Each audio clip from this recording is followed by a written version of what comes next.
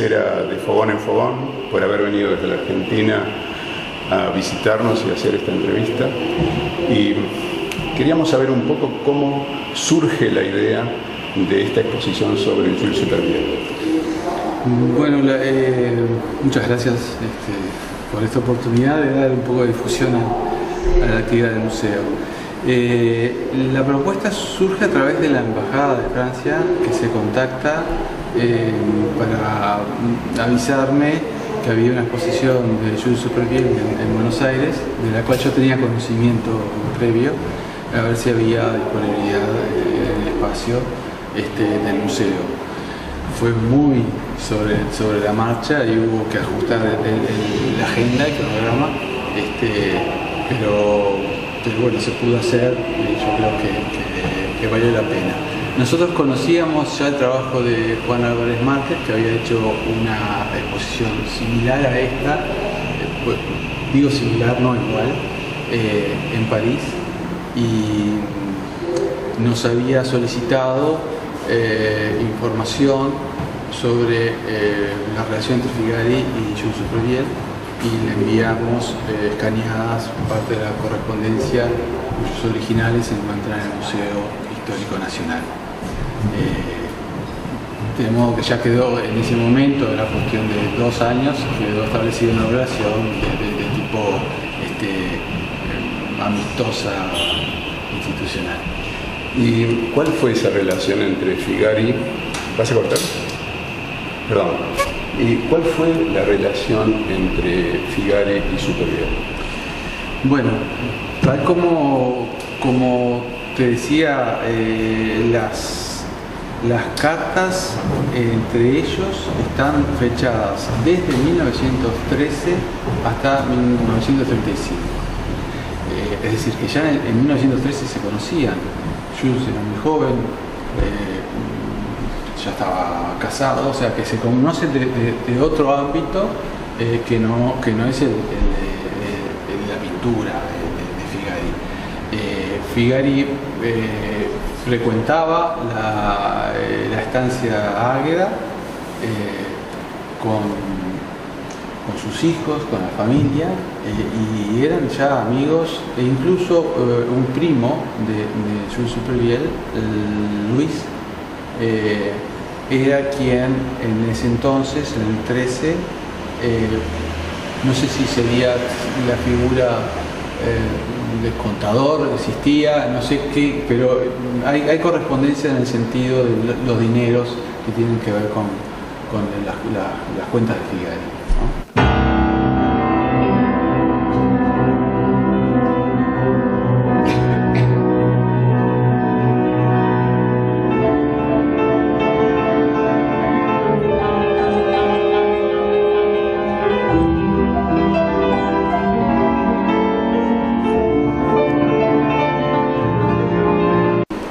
Entonces, aparte de esa relación personal que seguramente los unía por simpatía o por afinidad, ¿había otros elementos como la pintura, la literatura?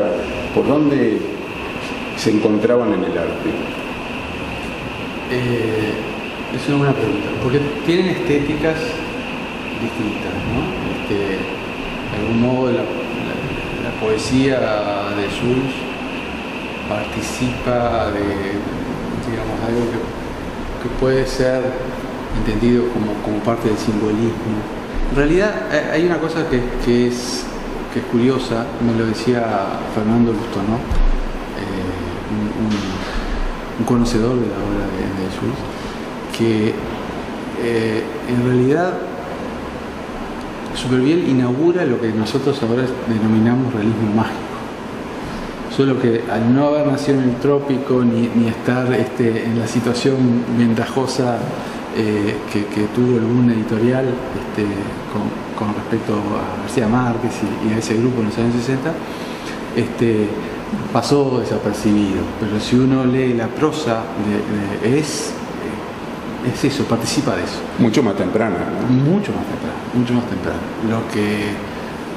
Lo que da para catar la importancia que tiene Supervielle y cómo se lo conoció en Francia.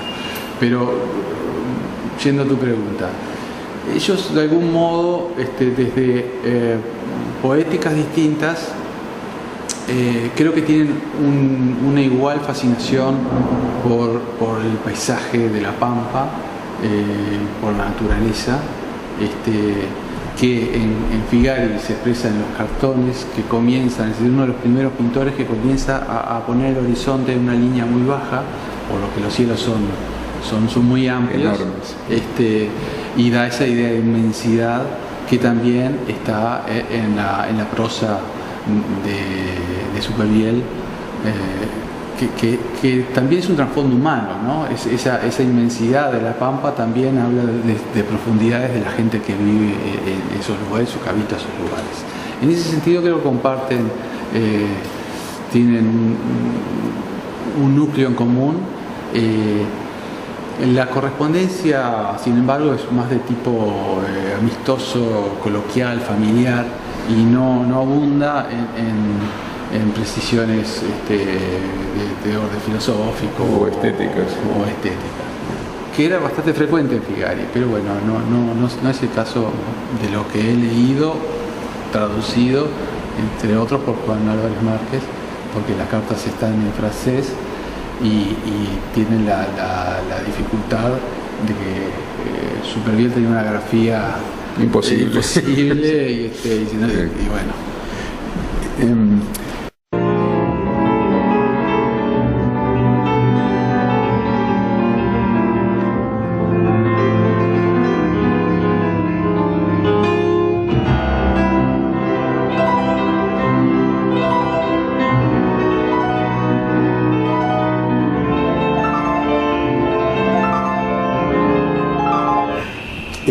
Yo me preguntaba algo que es muy frecuente en Uruguay, pero que es lamentable: ¿por qué demoramos tanto en honrar a este gran poeta franco-uruguayo? Es una pregunta compleja. Creo que lamentablemente Supervielle no tuvo un Supervielle que lo promocionara, que lo descubriera, entre comillas, porque una de las facetas que tuvo Jules Supervielle fue la de alentar la producción de jóvenes artistas. Figari era un joven artista de 60 años que empezaba a mostrar lo que pintaba, y gracias a Supervielle logró exponer por primera vez en París en 1923, y es la gran entrada de Figari en el centro cultural del mundo de la época, ¿no? Lo mismo hizo con Félix Tornalves. Y ese rol de articulador y de promotor, pero en el mejor sentido de la palabra, no es frecuente, porque tienen que juntarse varias cosas.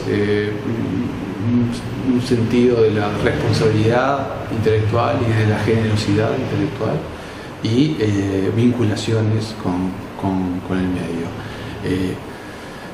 En ese sentido, de la tríada de poetas franco-uruguayos, de Lautréamont, Lafort y Supervielle, los tres son en realidad, le debemos mucho en el sentido de reconocer y estudiar a fondo su obra y publicitarla, y que en Uruguay se conozca. Y si tú observas, los promotores de estos poetas son en su mayoría franceses, ¿no? Lautréamont, bueno, el surrealismo lo destapa, por decirlo de una manera, y después atrás, es cierto, hay estudios de uruguayos, pero previos, pero no lograron hacer conocer a la figura de Lautréamont. Otro tanto pasa con Lafort y con Supervielle. ¿Por qué como país desconocemos, pero dejando de lado la ausencia de figuras importantes a nivel internacional que puedan proyectar a los jóvenes o no tan jóvenes creadores uruguayos? Dejando de lado eso, ¿por qué Uruguay como sociedad le cuesta descubrir y alentar a sus grandes exponentes. Hay razones, me imagino que sociológicas, que son difíciles de penetrar, pero creo que somos un público muy conservador, siempre hemos sido. Le pasó a Figari también, ¿no? O sea, triunfó en París, triunfó en Buenos Aires, pero no tuvo reconocimiento en Uruguay hasta tardíamente. En el 45 se hace una gran exposición, recién después de muerto, como se le empieza a prestar mayor atención. Supervielle era un tipo muy generoso, pero tenía un perfil bajo, digamos, teniendo en cuenta el hecho que era alto de estatura, pero bajo en cuanto por lo que me comentan los que realmente saben. Y creo que no se preocupó tanto en autopromocionarse, y bueno, no es una tarea tampoco que compete, me parece, al propio artista.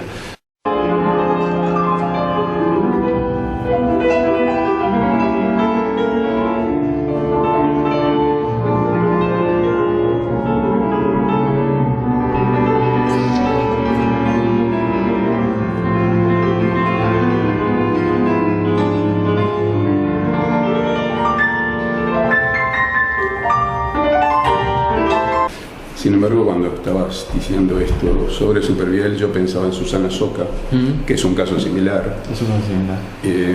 Pensaba en Julio J. Casal, que tuvo la revista Alfari, que sí promocionó artistas uruguayos.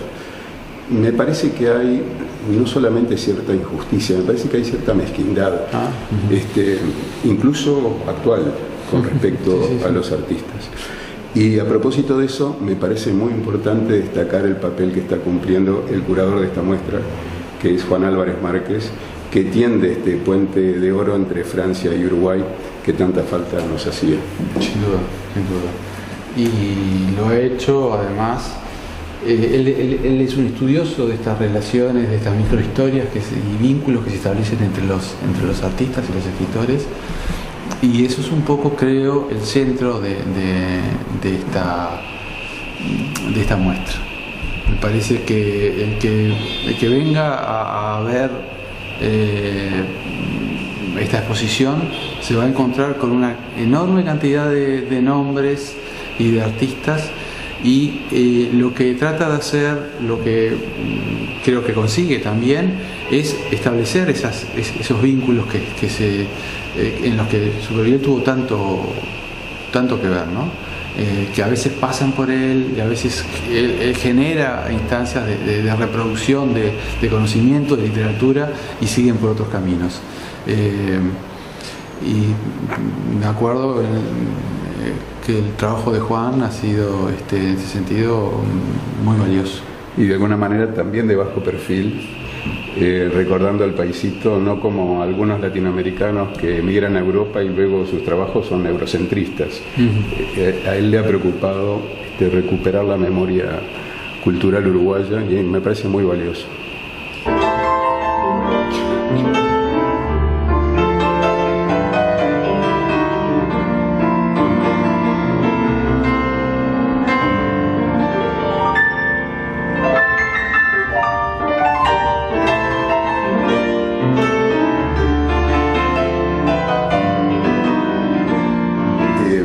Hoy mencionabas entre esas relaciones del mecenas a Feliberto Hernández. Jules Supervielle es pivotante en la carrera de Feliberto por muchas razones, pero además lo lleva a Francia, lo cual para la época era muy importante para un autor uruguayo. Y acá tenemos la única foto que existe de ellos juntos, que la tenía Anne-Marie Supervielle, y tenemos una foto que tiene una característica extraña. Están Jules y Pilar, la esposa de Julio, y esta foto fue tomada por Felisberto, y sabemos, porque está la sombra de Felisberto, Y es muy identificable la morfología de la cabeza de Felisberto. Además porque estaba... El peinado, ya sí, sí, asoma. Y acá tenemos el afiche con el que se presenta a Felisberto, con que Jules lo presenta en la Sorbona. Y además estoy pensando que por los tiempos de Clemente Collins, sí, que es el primer libro perdón. Sí, es el primero que recibe Julio. Es el primero que recibe Julio. Él le hace un pequeño prólogo que está incluso con un color de hoja de rosada, exacto.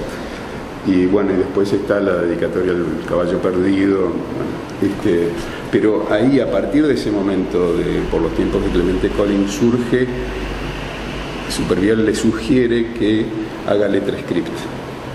Y Felisberto cambia, y viste que ahora no tendríamos ese problema de descifrar como hay con Jules, porque él le sugiere que escriba con script. Y también le da algo invalorable, que es silencio para crear. Se van a su casa en Carrasco, donde Supervielle le da una habitación y trabajan juntos, pero separados, en silencio. Y lo mismo sucede en Blois, que está cerca de París, a unos 100 kilómetros, donde se van juntos a trabajar, a crear, pero cada uno en lo suyo y en silencio, que es algo que ambos apreciaban enormemente, la naturaleza y el silencio. Es increíble, ¿no?, que se puedan lograr esas simbiosis, porque no son frecuentes para la naturaleza. Es cierto, pero había una admiración mutua y una relación entrañable, de amistad realmente entrañable. Julio le manda una postal a Felisberto en la que dice: me habían dicho que después de los 40 años la amistad no era posible. Nuestra relación demuestra lo contrario. Porque ellos se conocen ¿a qué edad? Y bueno, Felisberto nace en 1902 y si le da el caballo perdido en el 42, con 40 años. Perdón, por los tiempos de Clemente Collins. Le dedica el caballo perdido en el 44, que es del 43. Y mira, tengo acá la dedicatoria de Felisberto. ¿La conoces? No. Tengo la dedicatoria de Felisberto a Supervielle en el caballo perdido. Y dice: mi querido gigante, he ido al campo a juntar palabras para usted. Las que traje son pequeñas y ordinarias, azules y amarillas. Las pondré al borde de su camino y en el instante que usted pase estarán cerca de sus pies. Pero desearía que usted no las viera, que más bien sus ojos siguieran la perspectiva del camino, donde los árboles que se juntan a lo lejos se asoman para verlo y a medida que se acercan se separan para darle todo lo ancho del camino y reverenciarlo. Enero del 44. Sí, acá hay correspondencia, siempre le dice gigante, ¿no? Sí, sí, siempre lo llamaba así. Sí. Pero viste que es de poeta a poeta, sí, ¿no? Sí, totalmente.